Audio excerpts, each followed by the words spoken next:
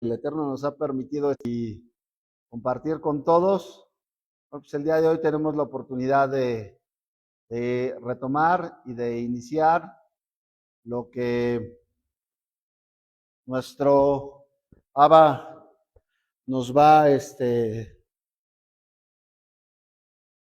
enseñar el día de hoy. Y bueno, eh, es importante el que nosotros podamos dar gracias a nuestro Padre Eterno por darnos la bendición de poder disfrutar de una temporada de fiestas que tuvieron su encanto, tuvieron su enseñanza, y lo importante del periodo de fiestas es que en este periodo de fiestas que se conoce como la parte de las festividades de otoño que acaban de terminar, el pueblo, literalmente, o el pueblo de Israel, inicia con lo que se le conoce de repente en la parte de Simchat Torah, que era el reinicio o el estudio de la Torah, el regresar a la Torah en la parte de las porciones en las cuales ellos estarían estudiando a lo largo del año. ¿Y por qué es importante el que nosotros recordemos, o la parte de que nosotros podamos vivir en la palabra de Dios? Porque sabemos que si el Señor no ha venido con nosotros o no ha venido por nosotros, es porque todavía hay cosas que tenemos que hacer y que tenemos que ser perfeccionados en él. Es más, yo les puedo decir que aunque el anhelo del corazón de todos y cada uno de nosotros debe de ser, el deber ser es que todos anhelemos estar con Él y que anhelemos el poderlo ver cara a cara. También la palabra nos habla y nos dice que si Él nos da oportunidad y nos está dando la oportunidad de este tiempo, es porque quiere que sigamos siendo perfeccionados por medio del conocimiento de la palabra de Dios. Y entonces, el día de hoy, como es costumbre, aquí en la congregación, bueno, pues vamos a estar estudiando de manera sistemática.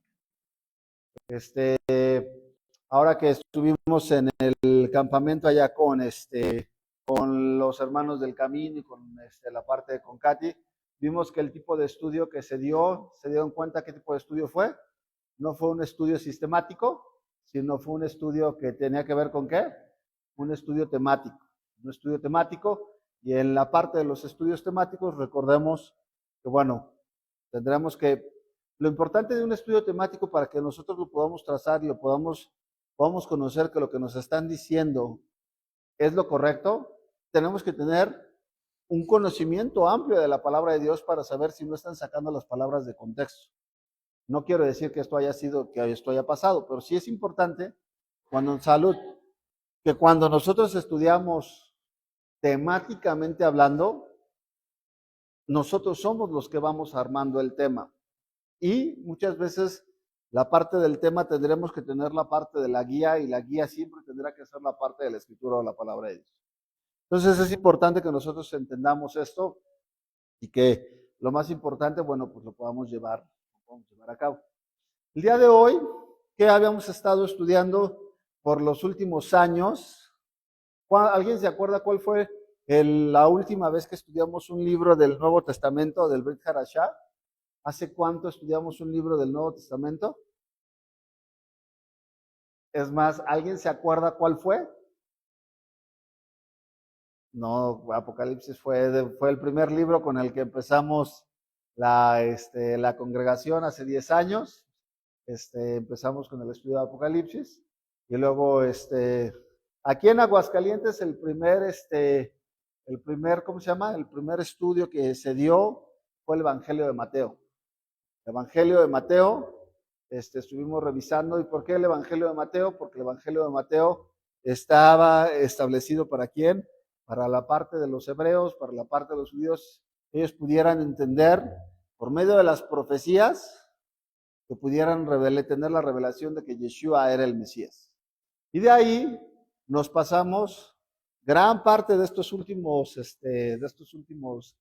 casi 6 años, más, ¿no? Más, casi 8 años, nos hemos pasado, nos hemos estado viviendo en la parte del Antiguo Testamento, mal llamado Antiguo Testamento, conocido como la Biblia hebrea o lo que se conoce como como el Tanaj. Y entonces me escuchaba algunos de ustedes que me decían, vamos, vamos a estudiar algo del Nuevo Testamento, vamos a estudiar algo del Nuevo Testamento, vamos a tomar algo, ya estudiamos profetas. ¿Alguien se acuerda qué profetas hemos estudiado a lo largo de esto? Mías, acabamos de terminar, Isaías, Joel, ¿qué otro? Oseas, Amós, Zacarías, Habacuc, Daniel, nada más para que nos demos Deuteronomio, vimos la parte de Deuteronomio, todos esos ya los estudiamos, y si bien nos faltan algunos profetas menores y nos falta estudiar, por ejemplo, de profetas, el libro de Ezequiel, que lo vamos a dejar un poquito más adelante, pues, tomando en cuenta la parte de sus comentarios, dije, bueno, pues vamos a iniciar con Romanos. Y Romanos, como el libro lo dice, la carta o la epístola lo dice, Romanos está dirigido ¿a quiénes? A la iglesia o a los romanos, a los creyentes que estaban ¿en dónde? En Roma. ¿Qué es importante siempre que vamos a nosotros empezar un estudio, en este caso de una carta? Tenemos que establecer por qué, la razón por la cual escogí Romanos. Romanos es la carta más estudiada dentro del cristianismo. Si un libro han estudiado dentro del cristianismo tradicional, es la epístola o la carta a los romanos. Es la carta que más comentarios de estudios bíblicos tiene. Y es considerada por personajes a lo largo de la historia como la piedra angular para poder conocer o entender la parte de la teología cristiana. Por ejemplo, Martín Lutero alabó el libro de Romanos estableciendo lo siguiente: es la parte principal del Nuevo Testamento y el Evangelio perfecto.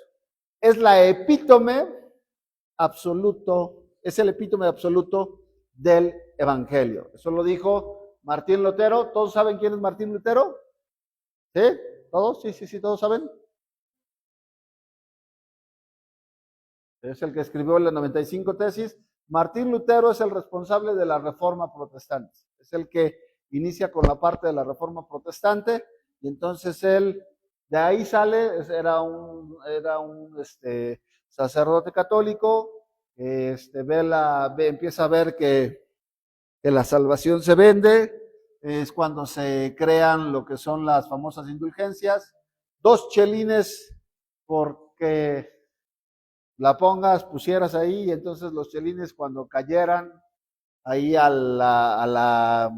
lo que llevaban los de la Iglesia Católica, en este caso los recobradores de impuestos, cobraban estas indulgencias, era con 2 chelines asegurabas que Dios te perdonaba tus pecados presentes, pasados y futuros.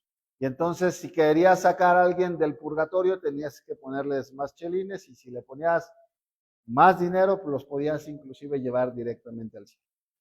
Entonces Martín Lutero, bueno, pues revisa y dice esto, empiezan a leer la escritura y se da cuenta que no cuadra lo que se dice en la escritura, con lo que se dice en la Biblia, con lo que él está viendo en la iglesia, en este caso en la iglesia de Roma, la iglesia romana, que es la que está llevando a cabo estas cosas. Y entonces él crea, su intención no era formar, ojo, y eso es muy importante que todos lo sepamos, su intención nunca fue formar una nueva religión.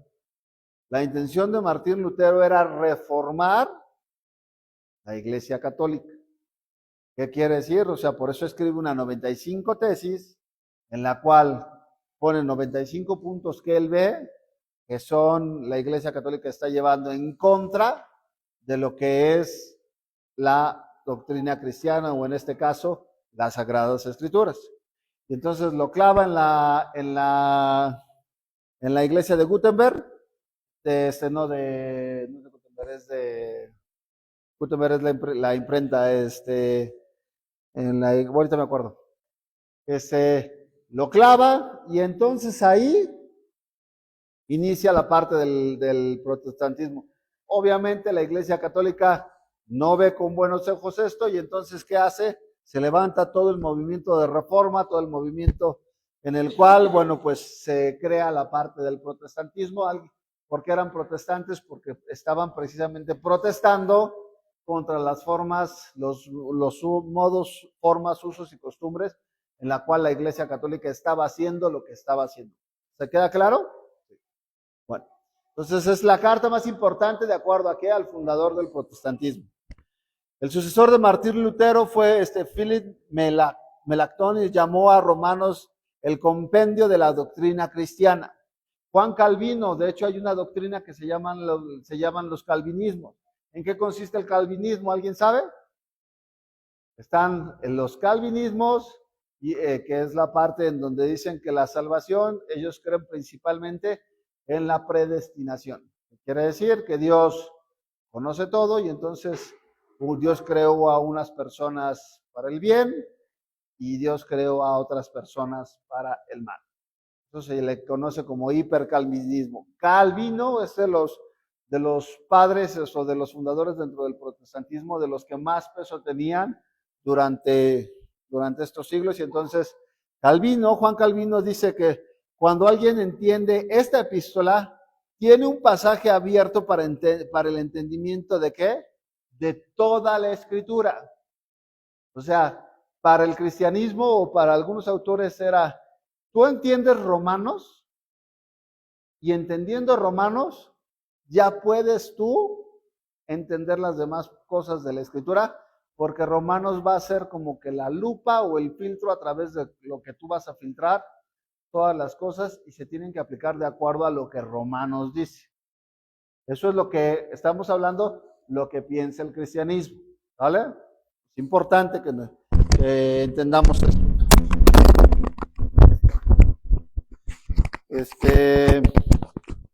¿Qué más?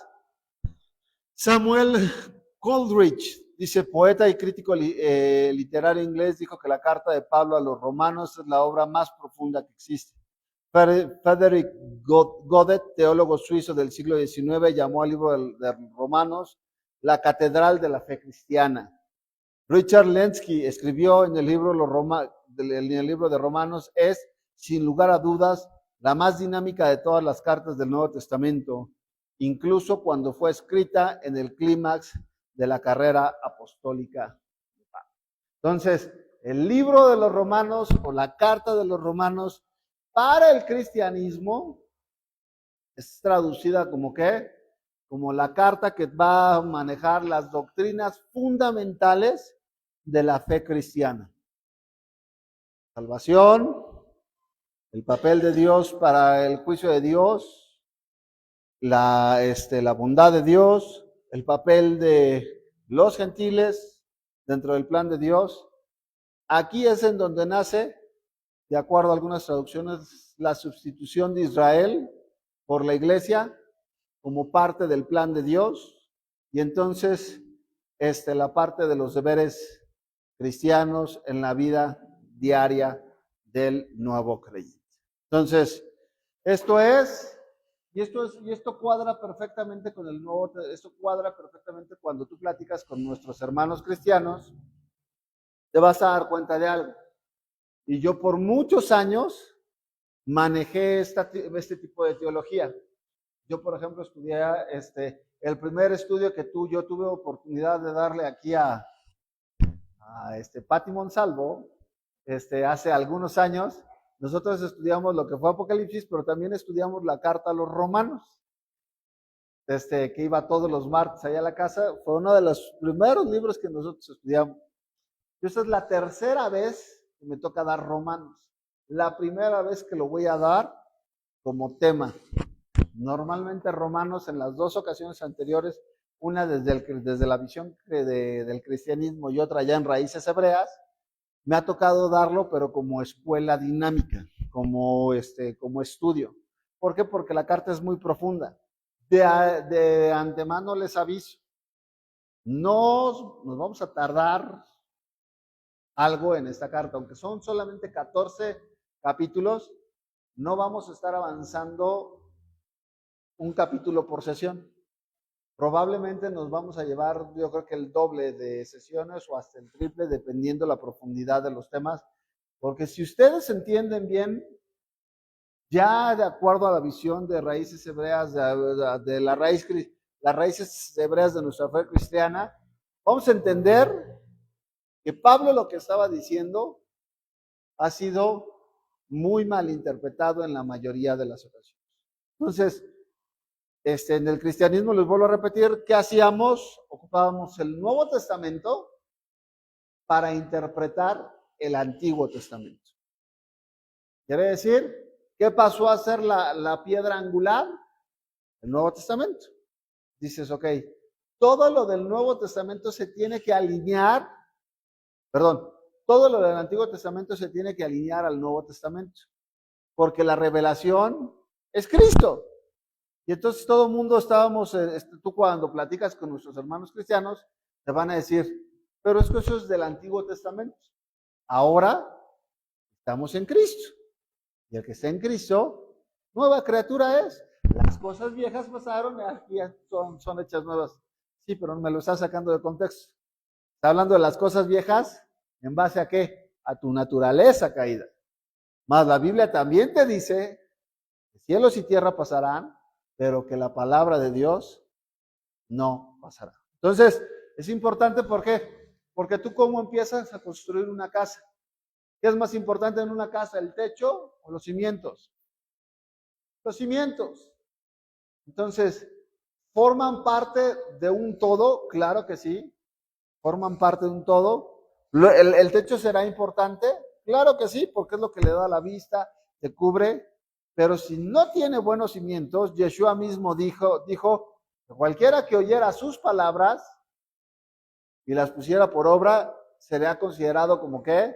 Como una persona sabia, porque edificó su casa sobre la roca. Pero cualquiera que escuchara sus palabras y no las pusiera por obra, sería considerado como un hombre necio, porque edificó su casa sobre la arena y vinieron las tormentas, terminó por llevarse la casa y la ruina de esa familia o de esa persona fue grande. Ahora, ¿cuáles son las palabras que estaba hablando Jesús? No solamente las palabras, vamos a encontrar que las palabras no solamente las habló cuando Él estuvo en esta tierra, sino que Él, de entrada, es el verbo de Dios, es la alabar de Dios, es la palabra de Dios. Y cuando nosotros leemos los evangelios, vamos a ver que Jesús dice que Él no vino a hablar nada de lo que su Padre no le dijo que hablase. Él no vino a decir nada nuevo de lo que su Padre le dijo que hablase. Entonces, si entendemos nosotros esto, ¿qué fue lo que a mí me hizo cambiar cuando entendí este concepto? Por muchos años yo agarraba la lupa del Nuevo Testamento y buscaba que el Antiguo Testamento se alineara al Nuevo Testamento. Pero cuando entiendes que Dios es un Dios de orden y el parámetro y el modelo de cómo trazar las escrituras, no nos lo da Pablo, nos lo va a dar Jesús cuando es tentado por el enemigo. Las 3 veces que Jesús es tentado por Satanás, que Yeshua es tentado por Satanás, las 3 veces lo lleva ¿a dónde? Lo lleva a la Torá. Lo lleva a la Torá, lo lleva a la Torá y le dice, escrito está. No le dice, escrito estará, porque esto es importante y esto es fundamental que todos lo recuerden. Para este tiempo no está escrito el Nuevo Testamento. Para el tiempo de Pablo, el Nuevo Testamento no está escrito. Entonces, no estoy diciendo que no sea importante, pero ahora entendemos que la epístola de Romanos es parte de un todo. Tú no puedes ponerle más preponderancia a una carta de Pablo que a lo que Dios ha establecido como la misma Torah. Que entonces tenemos que entender que la Biblia es un todo. Y que para poder entender así como entendemos para poder interpretar de manera correcta a Pablo, tenemos que entender el contexto situacional que se está llevando a cabo durante la época de Pablo. Quiere decir, modos, usos y costumbres, que no son los mismos modos, usos y costumbres que se hicieron o que se hacían cuando la Torá fue dada. No fueron los mismos usos y costumbres cuando el libro de Jueces fue escrito.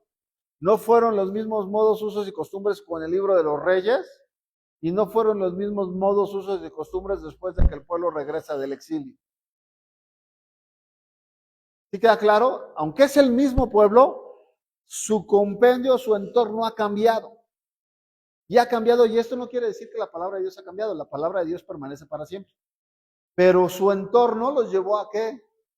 A vivir todas las advertencias que fueron dando los profetas a lo largo del tiempo, las consecuencias de alejarte precisamente de los preceptos y mandamientos que Dios había establecido, y ahora la consecuencia de que ellos tendrían que regresar. Ahora, si algo estuvimos viendo a lo largo de todos los profetas que estudiamos es que Dios manda al pueblo a que se arrepienta. Dios al que ama, disciplina y azota a todo aquel que recibe por hijo, pero la disciplina de Dios nunca es para destrucción. Siempre está la promesa de la restauración, y esa restauración solamente podía ser llevada a cabo ¿por quién? Por el Mesías.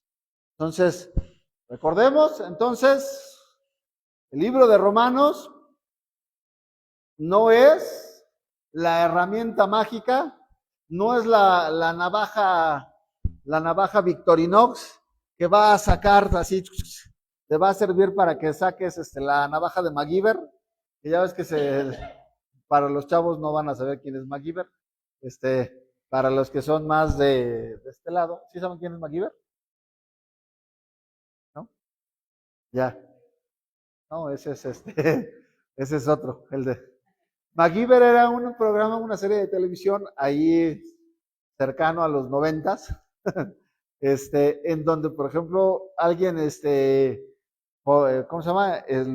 Estaban en aprietos y tenían que desarmar una bomba nuclear y MacGyver decía, no, todos no podemos, y entonces en ese momento MacGyver sacaba su navaja Victorinox multifuncional y con su navaja deshacía una bomba nuclear.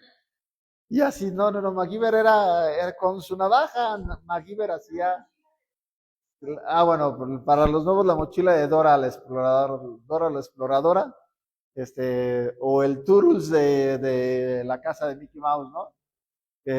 O Turtles, que les da las herramientas que necesitan. Bueno, así se ocupaba Romanos. Ahora entendemos que no. Romanos, ¿qué es lo que nos dice la misma escritura? Toda la escritura, esto lo escribe el mismo Pablo.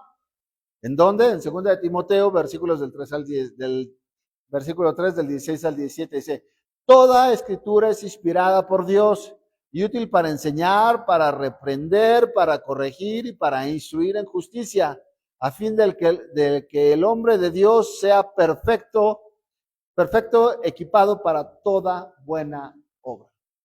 Quiere decir, toda la palabra de Dios, ¿y qué es? Toda. ¿No es el libro que más te guste? Es que a mí me gustan mucho los salmos. Amén, gloria a Dios, qué bueno que te gusten mucho los salmos. A mí me gusta muy, bueno, qué bueno que te guste mucho Apocalipsis. Pero toda la escritura es inspirada por Dios y toda la escritura tiene un papel y una utilidad en nuestras vidas. Entonces, una vez dicho esto, tenemos que entonces establecer la parte de ¿qué? Del contexto. Y entonces, ¿quién era Pablo? Vamos a ver quién era Pablo. ¿Quién se acuerda quién era Pablo? ¿Quién era Pablo? Ok, alguien que eso fue. Pero ¿cómo empezó Pablo su vida como creyente? Ok. ¿Cómo? Matando a los seguidores del camino. Recuerde que para esa época no había cristianos. Esto es algo, todo eso, por ejemplo, son cosas que tenemos y que nos han enseñado dentro de las iglesias, pero Pablo no mataba cristianos. Van a ser nombrados cristianos muchos años más adelante. ¿Pablo a quién mataba? Pablo mataba a los seguidores de Yeshua, a los que le decían a la secta que se conocía como la secta del camino, pero no mataba a cristianos. Esto es importante que nosotros entendamos y lo vamos a entender un poco más adelante cómo se va a ir desarrollando. ¿Por qué? Porque Pablo, ¿qué era lo que estaba diciendo? Pablo era fariseo de fariseos. Pablo, como dice aquí, bueno, Pablo nació en una familia judía acomodada, él tenía un futuro brillante por delante. Cuando tenía 14 años fue enviado a la mejor escuela de Jerusalén para convertirse en un judío fariseo.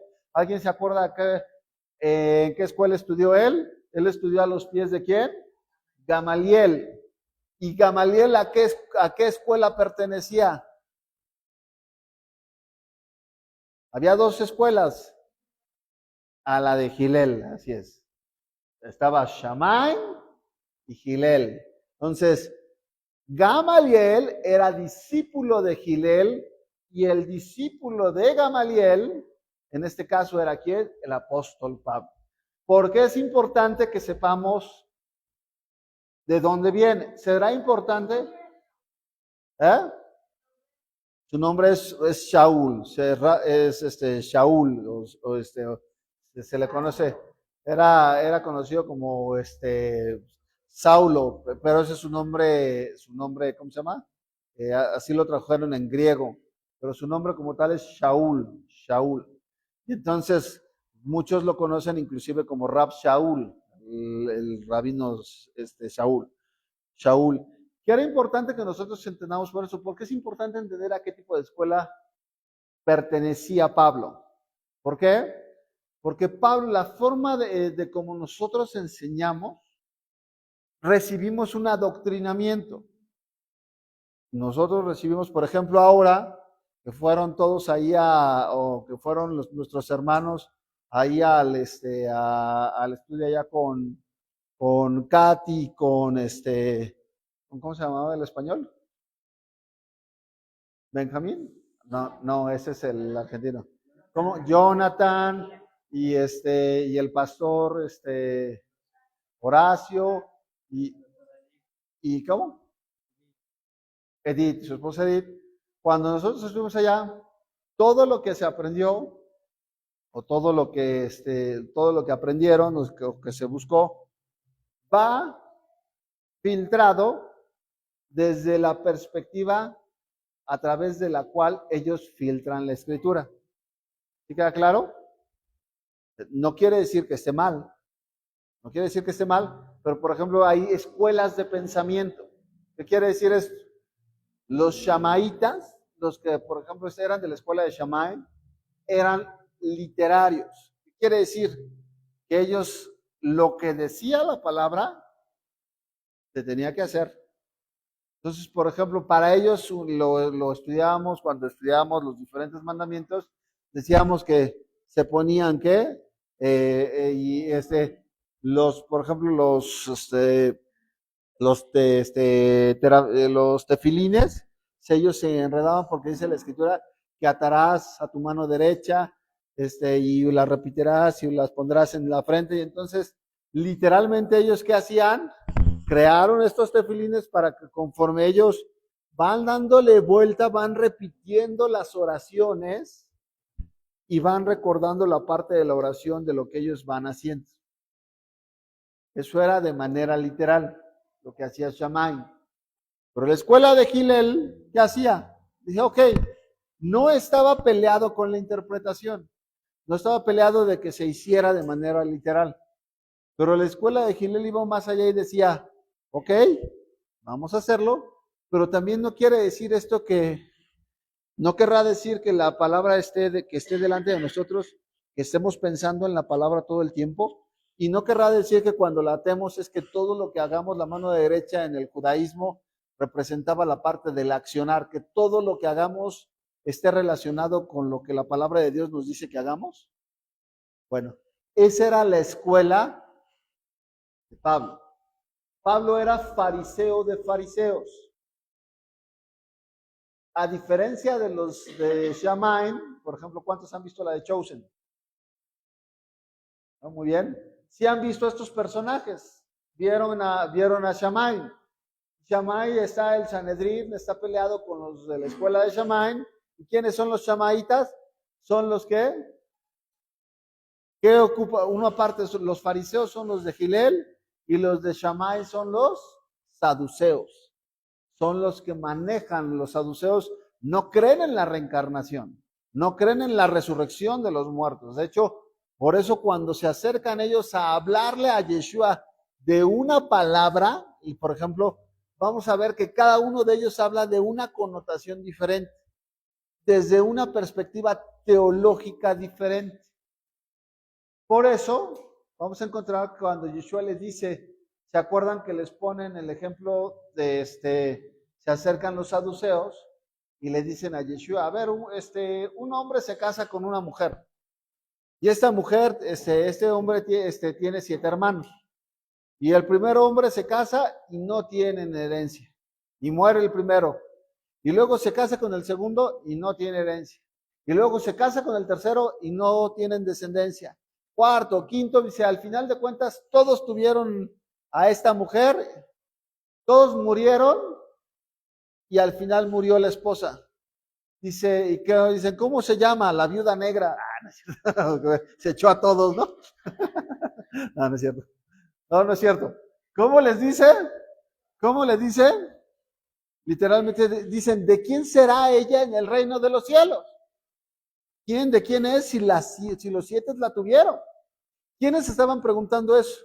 Estaban preguntando precisamente los saduceos, porque los saduceos no creen en la parte de la resurrección.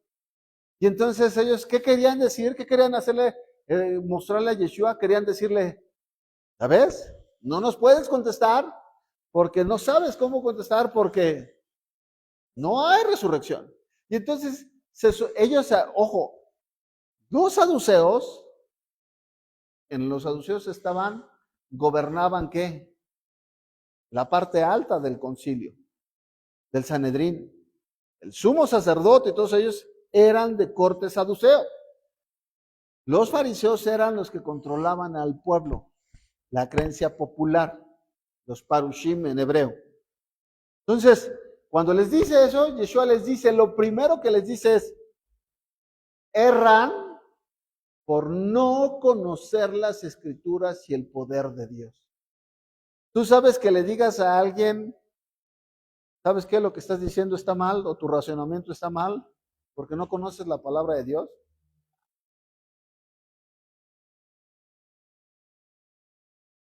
A la máxima autoridad es como porque te pararas el día de hoy delante del Papa y le dijeras, maestro, estás mal porque no conoces la palabra de Dios. Pues Jesús lo estaba haciendo. Le estaba diciendo, estás mal porque no conoces la palabra de Dios, porque no sabes que en el reino venidero no se dan, no se casan ni se dan en casamiento. Y entonces, todo esto es importante, todo este concepto es importante que nosotros tengamos el trasfondo, porque la forma en la cual Pablo va a abordar las cosas es desde una aplicación, desde la perspectiva de Gilel, que va a tomar el principio, pero va a hacer aplicaciones como aplicaciones espirituales e inclusive va a hacer alegorías. Eso lo vamos a ver también más adelante, por ejemplo, en el libro de Gálatas, en donde va a hablar que un monte, el Agar es el monte Oreb y Sara es el monte Sinaí. Entonces eso ya son parte de alegorías que va a hacer Pablo, pero todo eso tiene que haber de acuerdo a su formación que él lleva. Pero bueno, entonces quedamos, muchos de ellos eran poderosos y a menudo usaban sus conocimientos para asegurar que los demás judíos siguieran las reglas que se presentaban, que las que presentaban eran correctas. Una cosa que Pablo y los otros fariseos no creían que era correcta era creer que Jesús era el Hijo de Dios y nuestro Salvador. En aquel tiempo los que creían en Jesús se hacían llamar, aquí, esto no es más adelante, se van a hacer llamar como cristianos. Para el tiempo de la conversión de Pablo, no son llamados cristianos, sino eran conocidos como los del camino. y él que se encargó de perseguirlos y de encarcelarlos. Pablo era uno de los más celosos en perseguir a esta secta, los del camino, puso todo su esfuerzo en erradicar la fe en Yeshua y estaba dispuesto a llegar más lejos que la mayoría, incluso seguir a los que creían en esto, y vemos la parte del libro de los Hechos cuando inclusive pide las cartas para seguirlos fuera de Jerusalén, inclusive en Damasco, para traerlos de regreso y que fueran juzgados en Jerusalén. El autor entonces de la carta a los romanos, de la epístola de los romanos, es Pablo. Y aquí lo que yo les decía, si queremos interpretar y entender correctamente a Pablo, entonces debemos hacerlo dentro de los límites de la religión de Pablo, la mentalidad, educación y contexto de en su vida judía. La teología de Pablo giró en torno a la halajá. ¿Qué es la halajá? ¿Alguien sabe? Ya se maneja mucho en la parte de raíces hebreas. La halajá, ¿qué es? La interpretación. La interpretación, la forma de interpretar. Cómo lees el pasaje, cómo lo estás interpretando, es la parte de la halajá de los fariseos. Pero desde que viene al encuentro de su Mesías, el camino a Damasco, Pablo comenzó a asimilar una nueva forma, una nueva halajá. La halajá es la enseñada por Yeshua de Nazaret. ¿Queda claro? Entonces, vamos a la parte de los detalles de la carta. La carta de los romanos está dirigida a la comunidad de Roma, también bajo el sistema romano. Todo mundo coincide que posiblemente Pablo escribió esta carta desde Corinto, desde la casa de Gallo al que bautizó. Esto lo podemos ver en Primera de Corintios, capítulo 1. Es muy probable que esta carta también fue escrita en la parte final de sus viajes. Pablo hace 3 viajes misioneros. 3 viajes misioneros durante toda su vida. Durante su tercer viaje, él va a hacer la carta a la parte de los romanos y vamos a encontrar que Pablo va a llegar a Roma, pero va a llegar a Roma bajo unas condiciones completamente diferentes a las que él esperaba llegar a Roma. Él les va a escribir a los romanos y él espera ir y presentarles, pero Pablo va a llegar, en lugar de estar en libertad en Roma, va a llegar ¿cómo? Va a llegar en la última parte de su vida, pero va a llegar preso. ¿Por qué? Por apelar al César. Dice, escrita alrededor del año 56 a 58 después de nuestro Yeshua. No había estado aún en Roma, posiblemente fueron los 4 o 5 años después de que Pablo llegó a Roma, pero como prisionero de su primer encarcelamiento. Esto viene en Hechos, versículos del 20 al 20. ¿Qué es importante? ¿Qué pensaban los demás autores o los demás discípulos o apóstoles de Pablo? Vamos a ver lo que dice Pedro. ¿Alguien se ubica quién es Pedro? Pedro no es el primer papa. No, Pedro no es el primer papa. En la teología católica se cree que Pedro es el primer papa, pero Pedro no es el primer papa. No viene eso en ningún lado en la parte de las escrituras y ya tendremos. ¿Mandé? Así es. De hecho, Pedro, no sé, creo que Pedro nunca estuvo en Roma. O sea, parte de la connotación es de que no es de los que está allá. Creo que no hay una evidencia que digan, Pedro estuvo acá en Roma y acá. No, no hay esa evidencia como sí la hay de Pablo. Pablo sí va en Roma y Pablo va a morir precisamente en la parte de Roma. Pero vean lo que dice segunda de Pedro. Y segunda de Pedro dice, y teniendo entendido que la paciencia de nuestro Señor es para salvación, como también nuestro amado hermano Pablo, según la sabiduría que le ha sido dada, os ha escrito. Casi en todas sus epístolas, hablando de ellas estas cosas, entre las cuales hay algunas difíciles de entender. Por eso cuando alguien les dice en el cristianismo tradicional, te dice, ¿qué es lo primero que vas a leer? Lee el Nuevo Testamento. ¿Quieres aprender? Lee el Nuevo Testamento. Espérate, no sé cuántos sepan que cerca del 60% del Nuevo Testamento está escrito por Pablo. Y Pedro te está diciendo, Pablo va a hablar, pero dentro de lo que Pablo habla hay cosas que son difíciles de entender. De hecho, el siguiente versículo de este de 2 de Pedro dice, las cuales los inconstantes y los indoctos tuercen para su propia perdición. ¿Qué quiere decir? Que no cualquiera podía decir, ya me convertí, soy un nuevo creyente, voy a leer Romanos. Vamos a leer Romanos. ¿Qué crees? No. ¿Por qué? Voy a leer Gálatas. Para los judaizantes. A ver, vamos a leer Gálatas. ¿Por qué? Porque hay cosas que son difíciles de entender y te lo está diciendo ¿quién?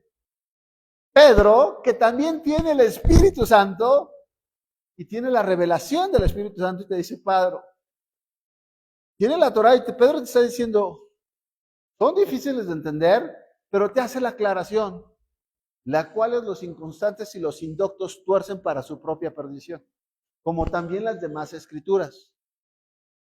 Eso dice el pasaje. Y entonces te va a decir alguien, me estás diciendo, un pastor, ¿no? Me estás diciendo que yo en algún momento que me tocó platicar con un pastor y hablábamos de estas cosas, ¿me estás diciendo que yo soy inconstante e indocto? Le digo, te estoy diciendo exactamente lo que me estás diciendo. ¿Me estás diciendo que soy, digo, indocto? Sí. Le digo, ¿ya leíste el Antiguo Testamento? ¿Ya lo leíste? No solamente leíste, ¿ya lo estudiaste? ¿Ya lo comprendiste? ¿Ya tuviste un estudio sistemático de la Escritura del Antiguo Testamento? Porque la mayoría de los sacerdotes y la mayoría de los pastores no estudian la Biblia.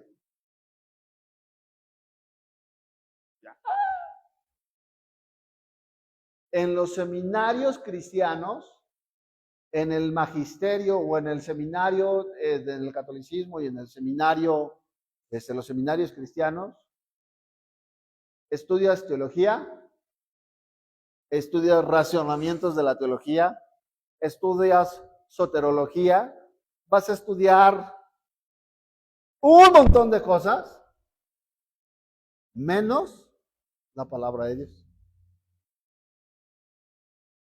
Y entonces cuando les dices, a ver, vamos a hablar de lo que dice, no lo que te dice Martín Lutero de la palabra de Dios, no lo que te dice Juan Calvino, no lo que te dice el Papa. Vamos a ver lo que dice. La única forma de interpretar los escritos de Pablo es ¿a través de qué? A través de la Torah y a través de la revelación del Mesías. ¿Queda claro? Vamos a ver qué es lo que dice, por ejemplo, Hechos.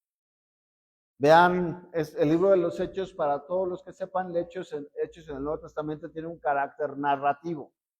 Quiere decir, el libro de los Hechos nos va a explicar lo que está sucediendo durante la vida de los apóstoles a lo largo del tiempo, conforme se va esparciendo el Evangelio.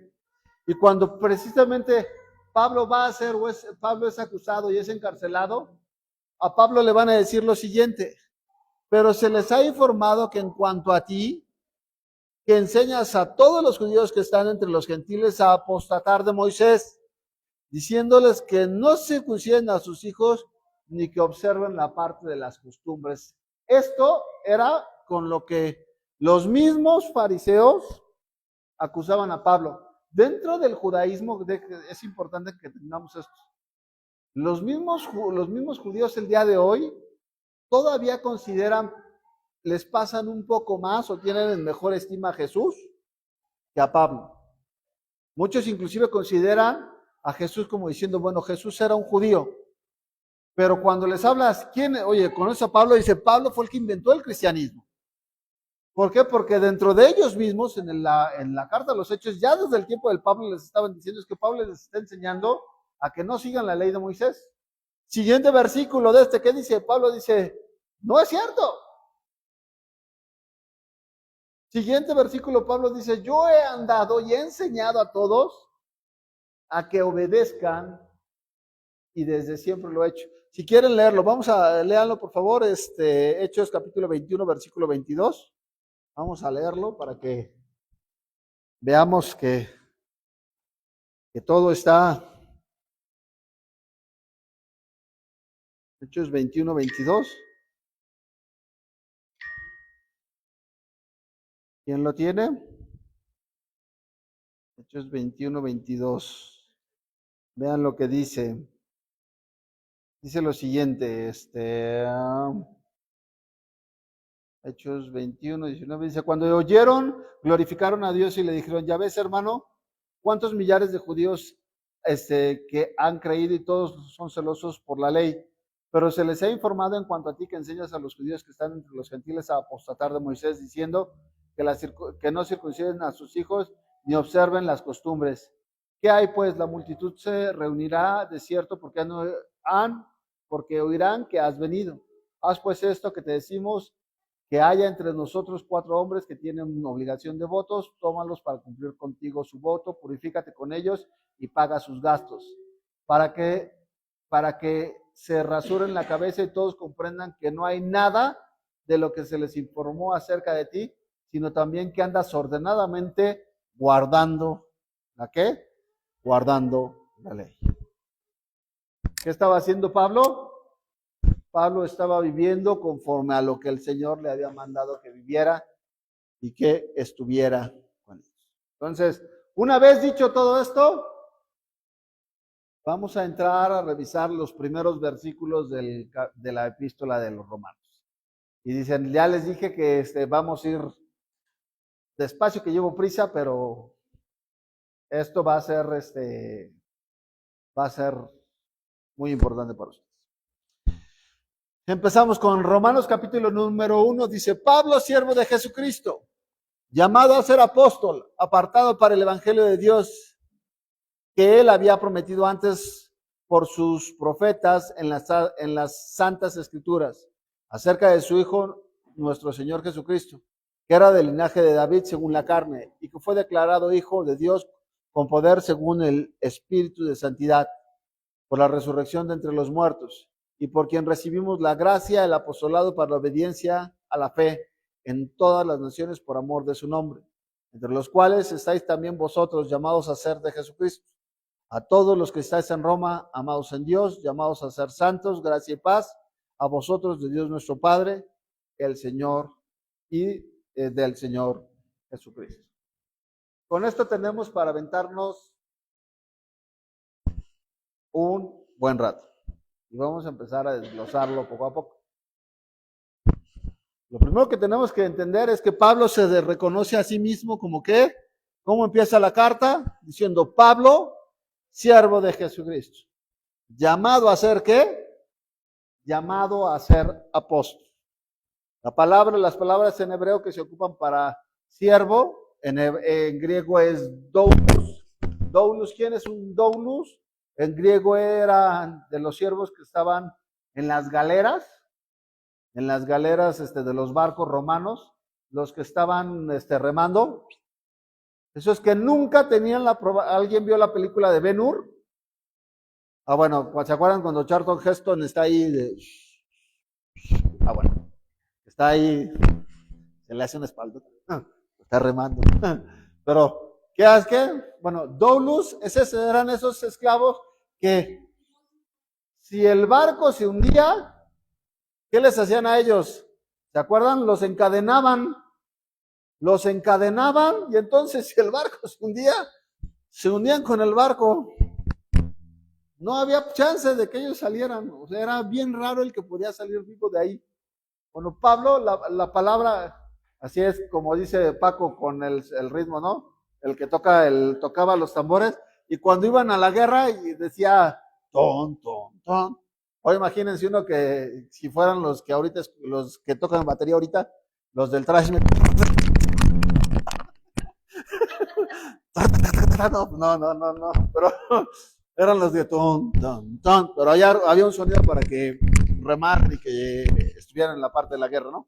Pero bueno, lo primero que le está diciendo es que es doulos, la palabra en griego es doulos, pero la palabra en hebreo que se ocupa es ebed.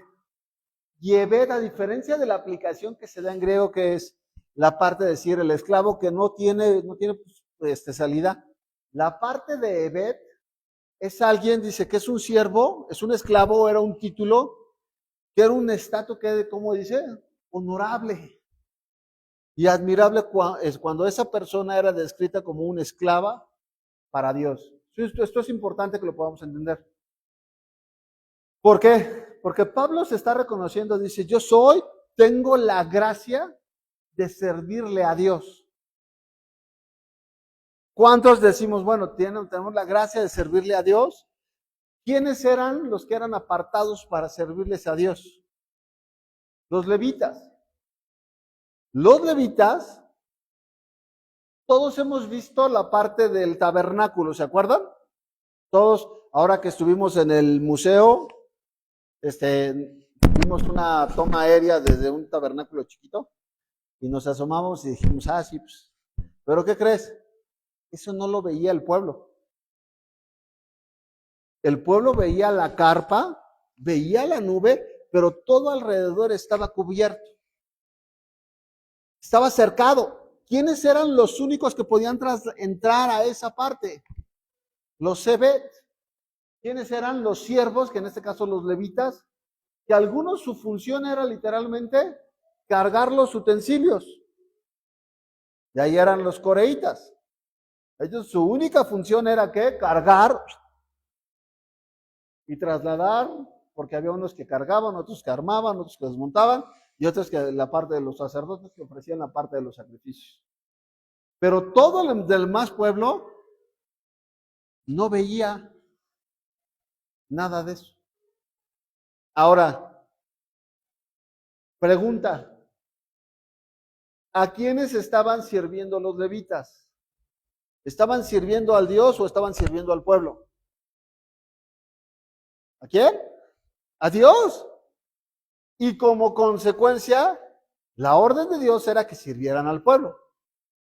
Pero un levita, por ejemplo, no podía llegar una persona de la tribu de Judá y decirle al levita, cárgame esos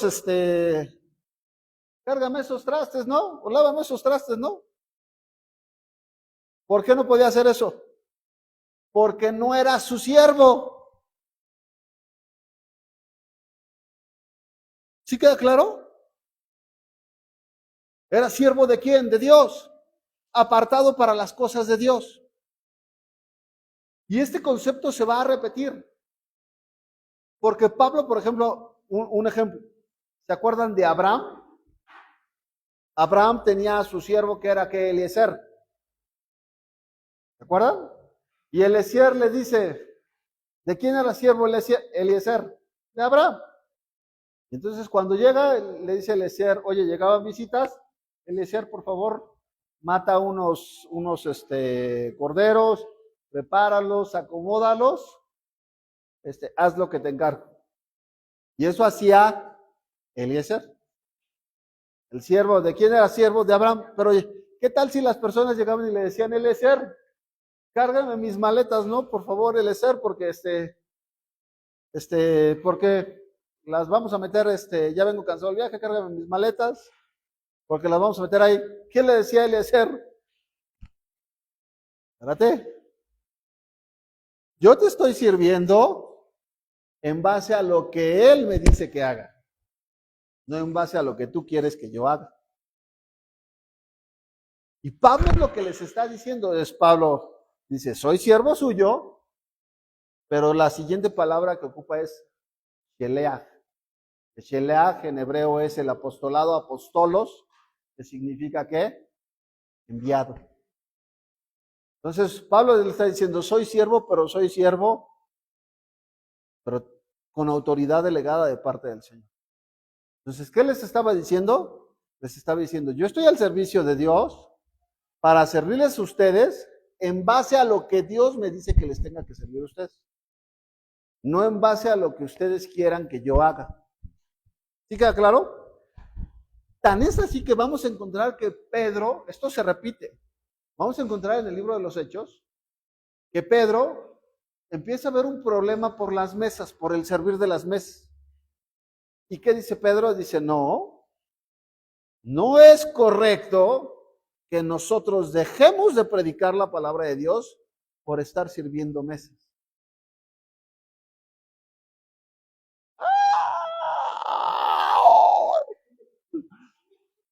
Eso no es cristiano. ¿Qué? ¿Dónde está el amor al prójimo? El que quiera ser el más grande, vuelvas el servidor de los demás.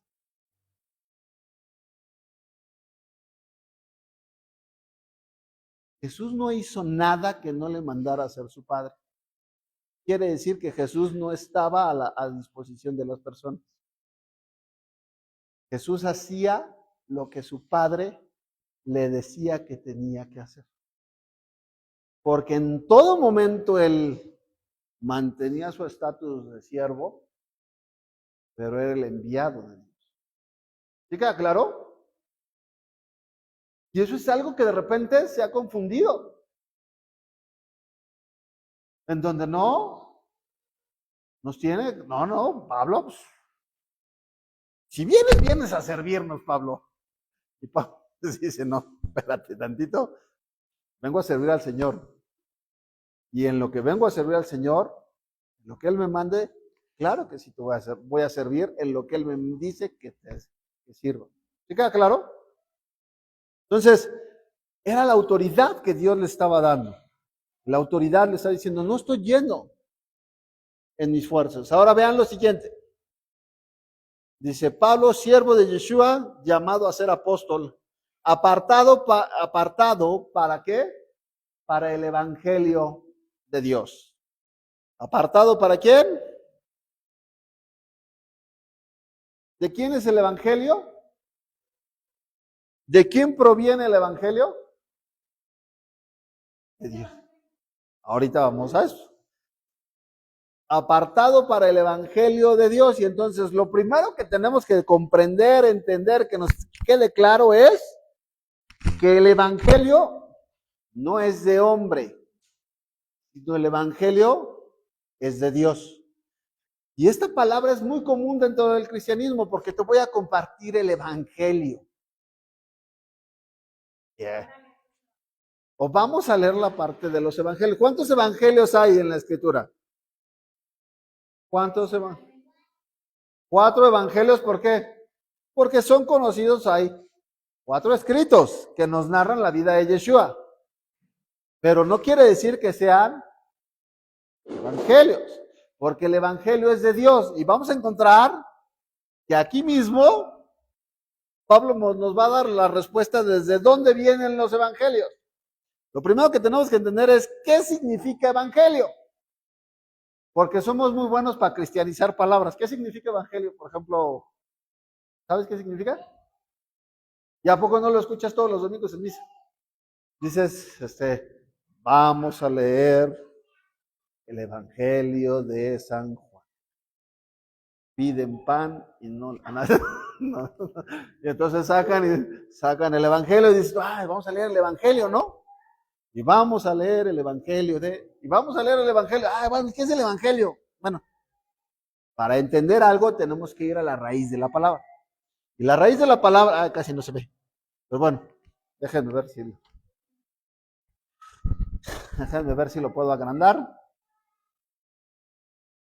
Ahí se ve. Dice, la palabra evangelio proviene del griego evangelion, que se comprende de eu, que significa bueno, y angelos, que significa mensajero. De hecho, la palabra ángel o angelus es mensajero. En hebreo la palabra ángel sería sheliach, sería el enviado, serían los mensajeros. Entonces, ¿qué es el evangelio? Literalmente, etimológicamente hablando, la palabra evangelio significa que es una buena noticia.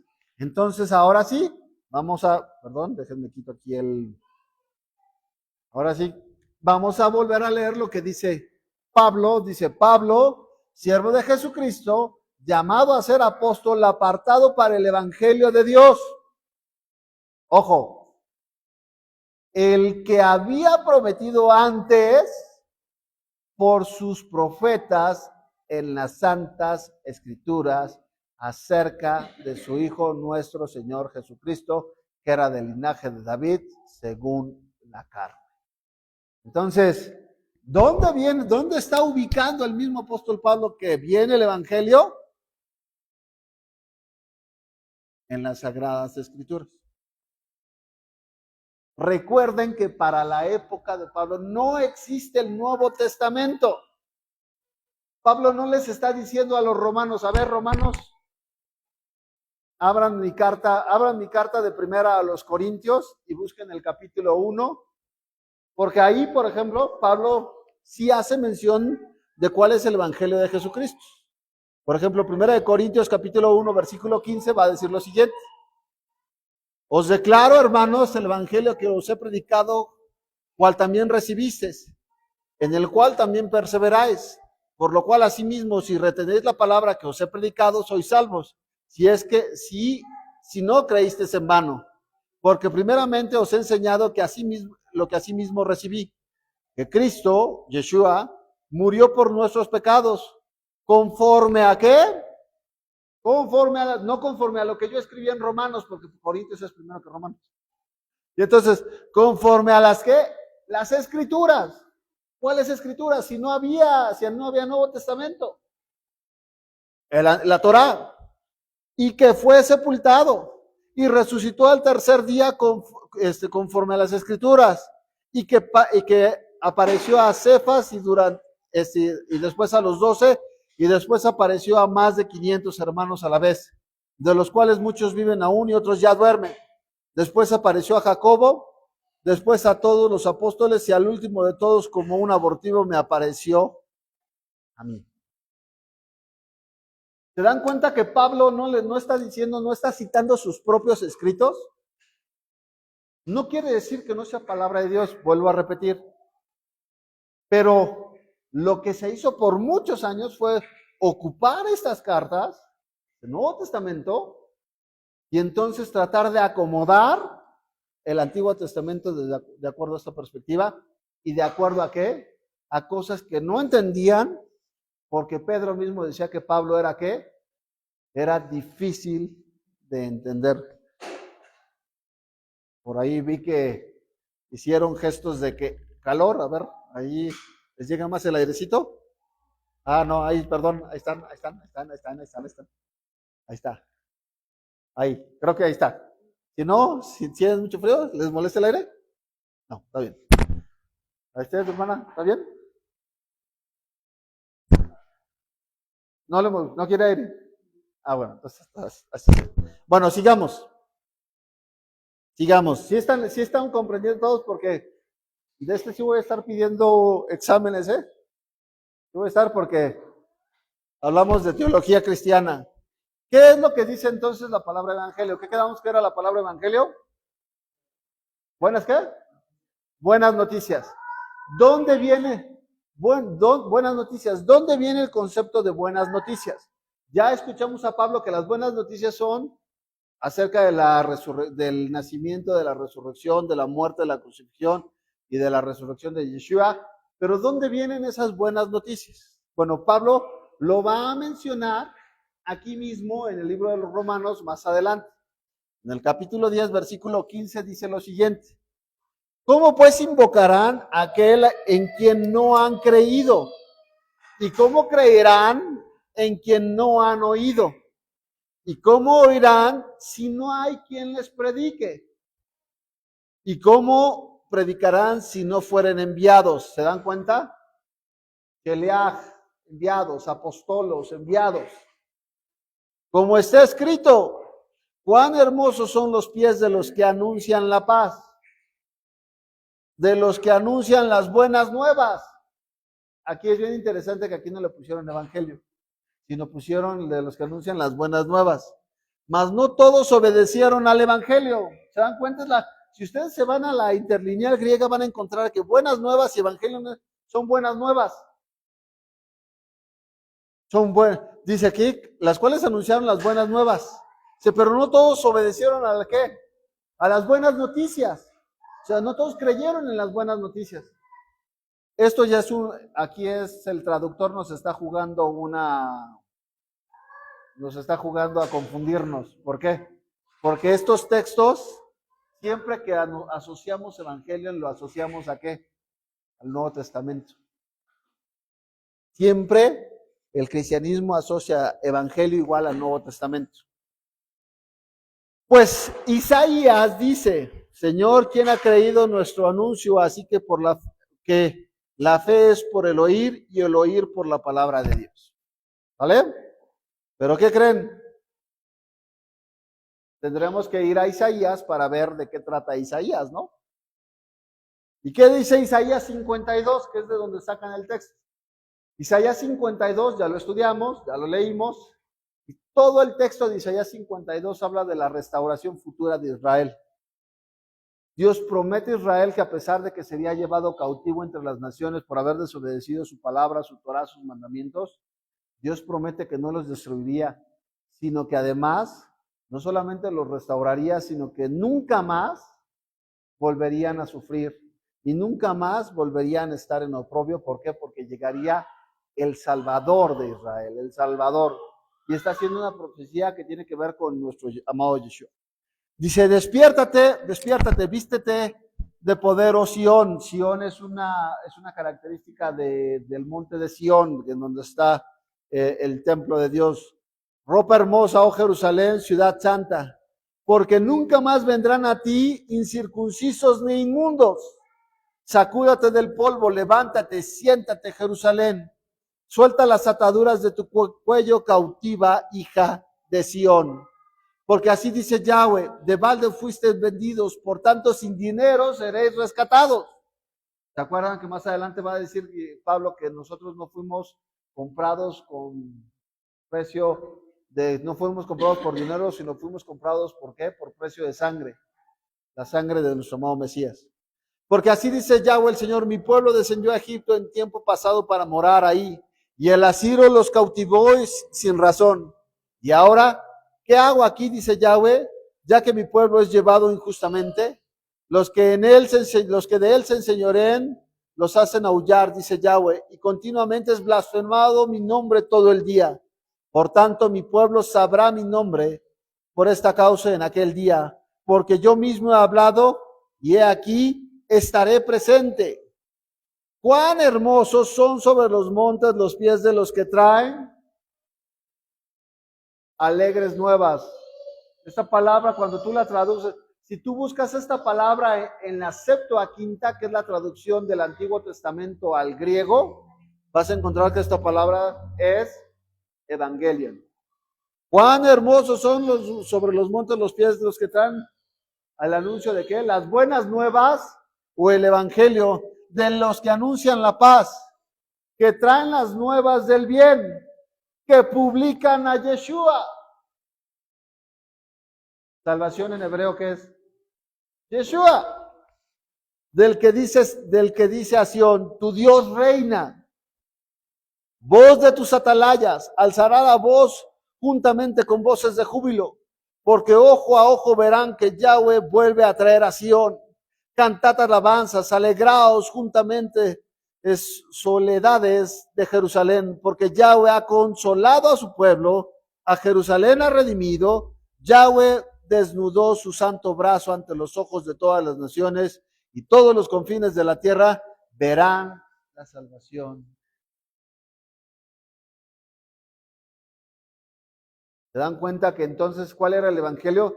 El evangelio que nos anunciaron solamente estaba en la parte de la nacimiento, obra redentora de Jesús, resurrección y vida eterna. Y ese es el evangelio que nos han anunciado. Pero resulta ser que nos estábamos comiendo, que el evangelio que nos anunciaron se estaba comiendo la promesa de la restauración. ¿Y la restauración para quién? Para su pueblo. ¿A quiénes fueron anunciadas estas buenas nuevas? A su pueblo. ¿Para quién es el evangelio? Para los que escucharon las nuevas. ¿Quiénes se pierden del evangelio? Aquellos que escucharon que las buenas nuevas, que venía nuestro Redentor, venía el Salvador, y que no creyeron y que dijeron, no, vamos a seguir viviendo y haciendo nuestras vidas y viviendo nuestras vidas como nosotros queramos. ¿Se dan cuenta? ¿Vamos bien? ¿Sí?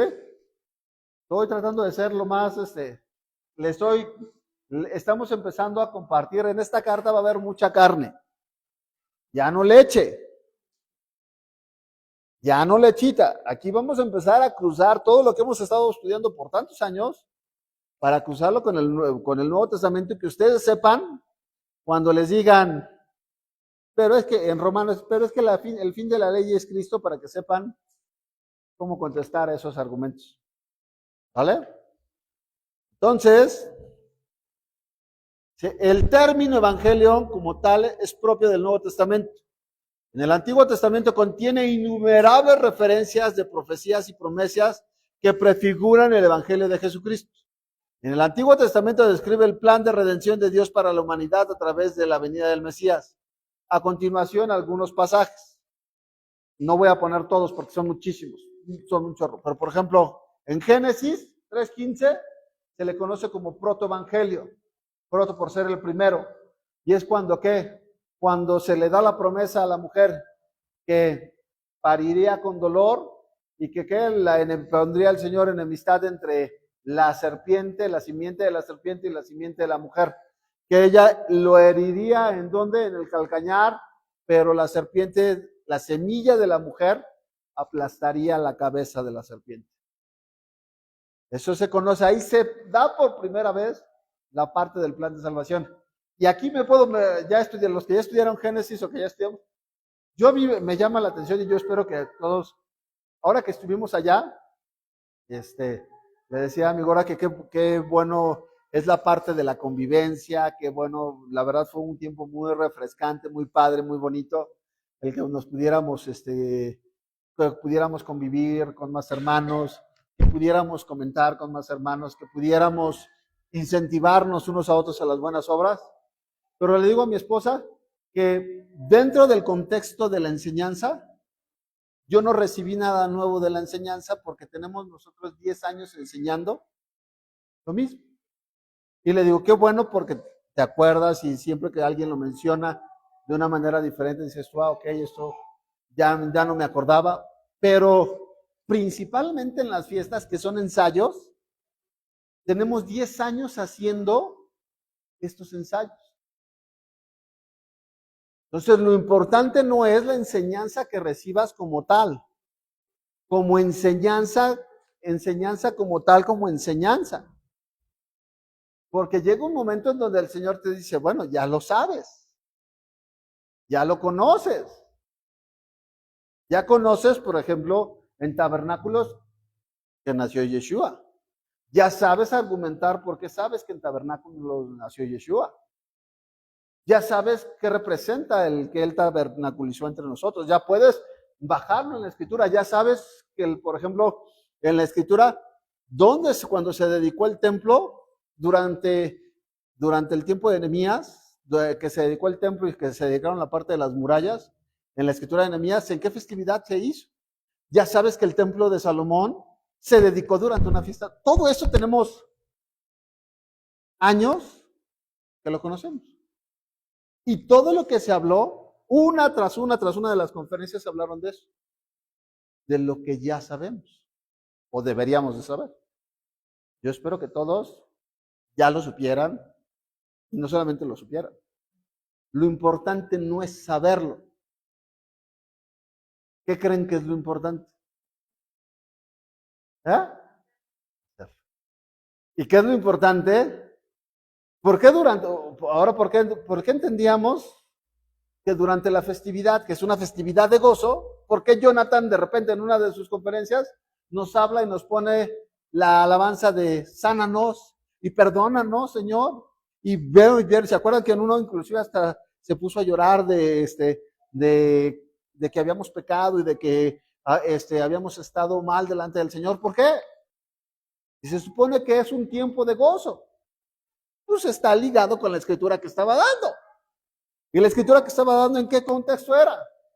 La reconstrucción del templo, la reconstrucción de las murallas, en donde el pueblo, ¿qué hacía? Lloraba, ¿por qué? Porque se daban cuenta que no habían vivido conforme a la palabra del Señor. Todo lo que mencionaron se supone que lo sabemos. Pero el Señor te dice, no es de qué bueno que lo sepas, pero el que lo sepas no te acerca, sino lo que te acerca es que lo sepas y que lo hagas.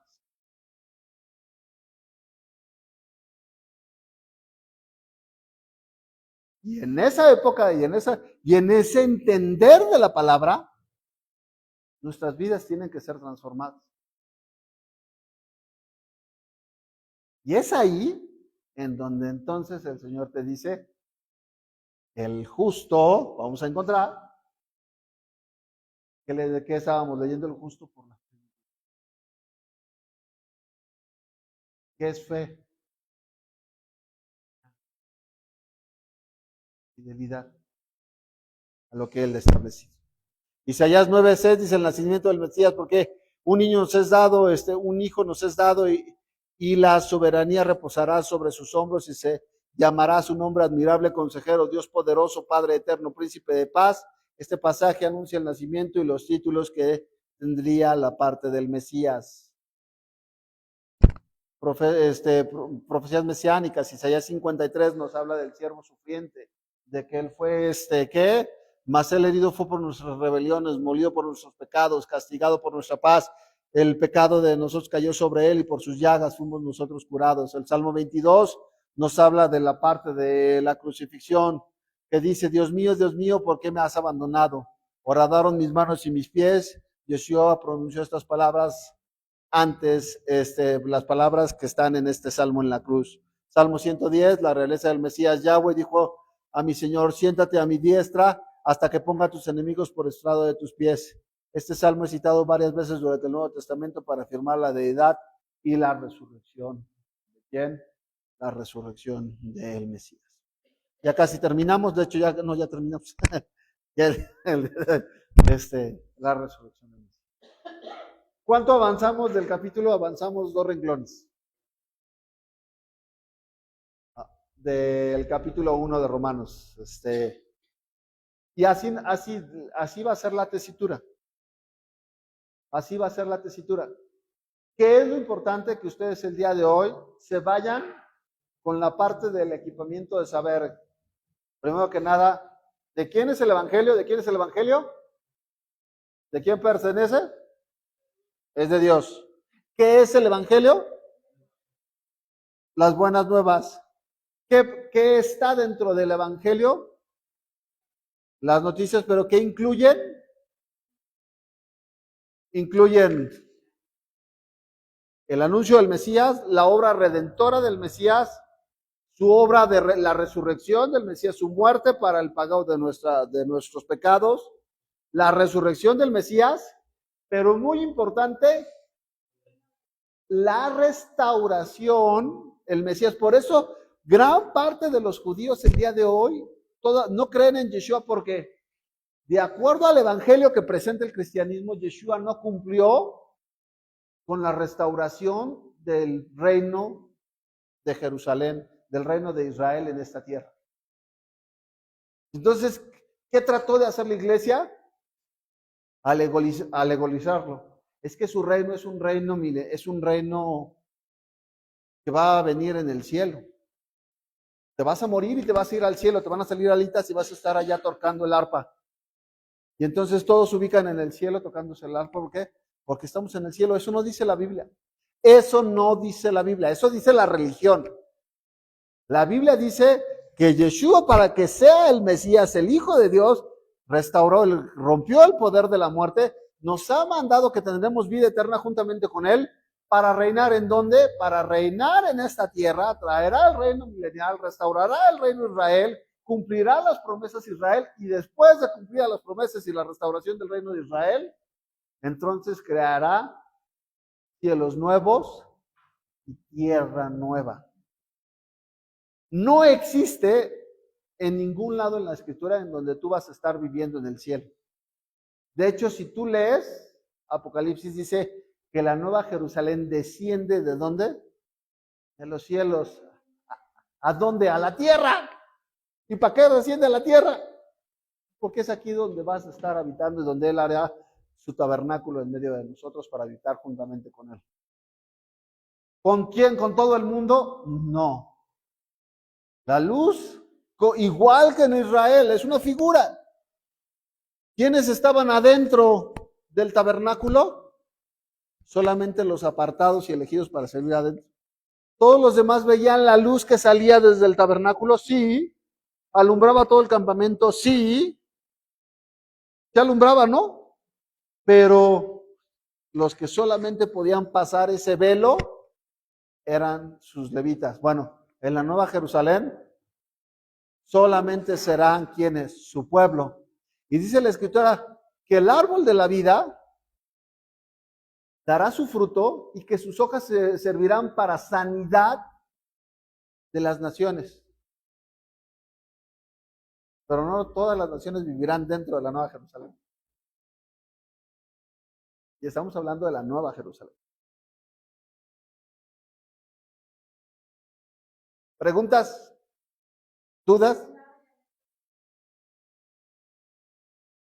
Los muertos, dice la Escritura, los muertos en Cristo están, ahorita la parte de los que están muertos están dormidos.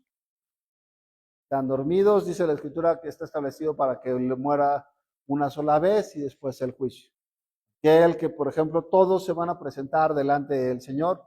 Dice la Escritura que bienaventurados los que tenemos parte en la primera resurrección, porque no veremos la muerte nunca más. Todos van a resucitar, salvo los nefilín. Los gigantes que vienen en la Biblia, esos no van a resucitar, esos ya fueron juzgados, pero toda la raza humana, todos van a resucitar. Algunos para vida eterna. ¿Y otros para qué? Tendrán parte hasta la resurrección final, en donde ya está escrito para los hombres que mueran una sola vez y después el juicio. Y es que todos que resuciten hasta el final van a presentarse delante de Dios.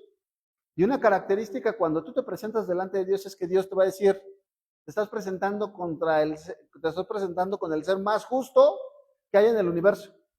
Entonces, tú no le puedes llegar con ese ser y decirle, no me puedes mandar al infierno.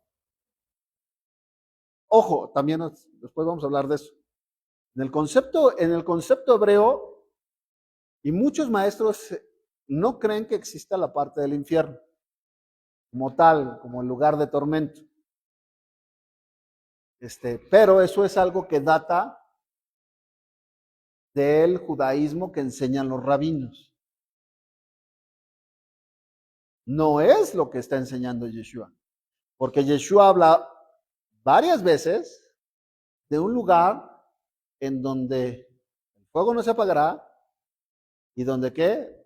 Está preparado un lugar donde será el crujir de dientes.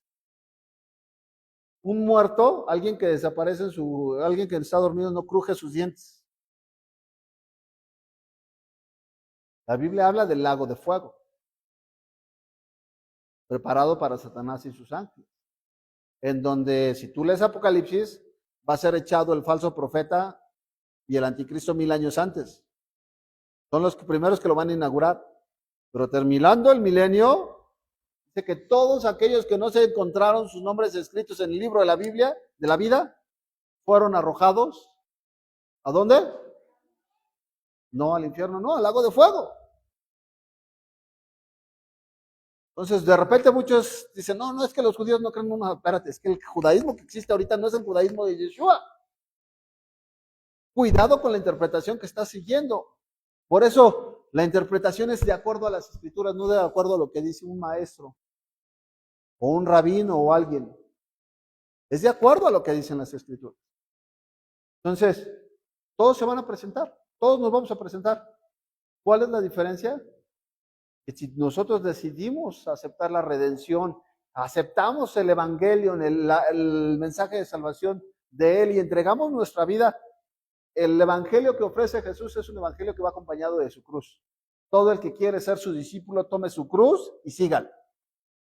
No es el evangelio luciferino que les compartía el día de ayer, ¿no?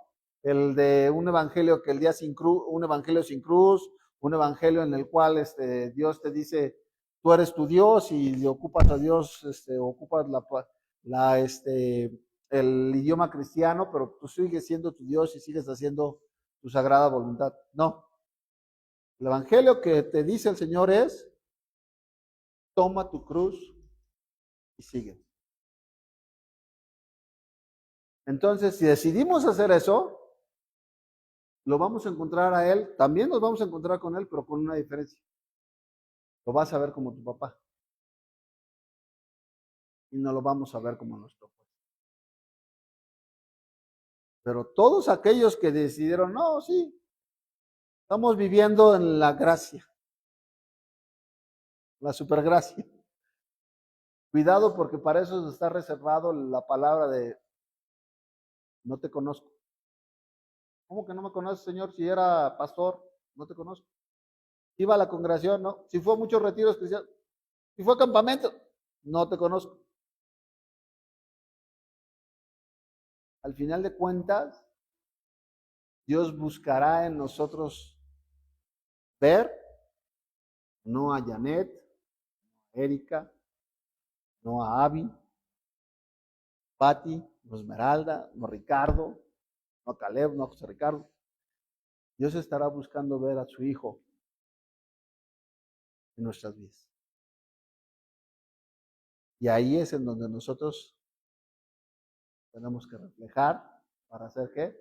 Somos un reflejo. ¿Ven?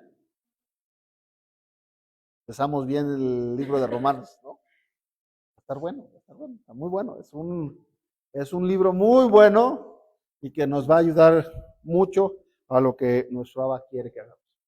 ¿Vale? Bueno, vamos a hacer la bendición sacerdotal, vamos a ponernos de pie y ahorita cerramos esto y luego vamos a tener aquí nos han hecho partícipes de pues de un año más de que su primer año que están cumpliendo como esposos, Janet y Paco, y nos quieren que podamos orar por ellos y se va a hacer una pequeña ceremonia y nos invitan ahorita al final para que podamos compartir algo con ellos y bueno, va a ser de bendición para todos. Entonces vamos a cerrar, vamos a orar, vamos a ponernos todos de pie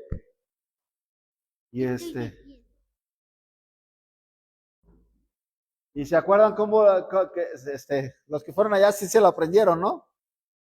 La de Yevareje Yahweh, Beishmere Yael, Yahweh, Panabeleja, Bijuneja Isa, Yahweh, Panabeleja, Beyasem Leja,